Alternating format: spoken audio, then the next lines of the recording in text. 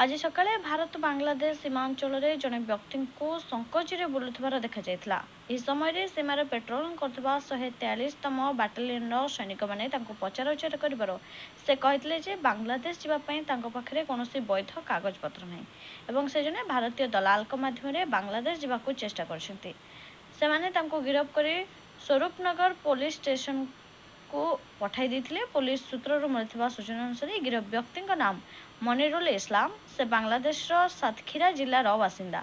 राज्य पश्चिम बंगर उत्तर 24 परगना जिला स्थित स्वरूपनगर थाना अंतर्गत बाल्ती नित्यानंद काटी ग्रामर बासिंदा आसानुर मुरुद्धा तांको बहु टंका विनिमय रे बांग्लादेश भ्रमण करिवार सुजोग देथिले।